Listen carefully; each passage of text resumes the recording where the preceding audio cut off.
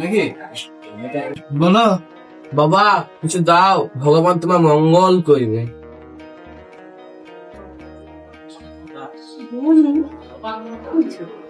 বাবা, তুমি আমার কাছে খুশি করে দিয়েছো, এই নাও। এইটা তোমার যখন খারাপ সময় আসবে তখনই তুমি খুলবে, যখন তোমার খারাপ সময় আসবে। ঠিক আছে। দাঁড়া দাঁড়া দাঁড়া,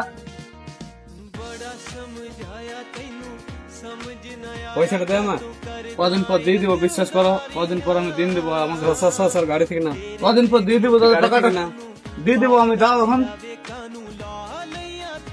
যেদিন পয়সা দিবি সেদিন গাড়িটা নিয়ে যাবে।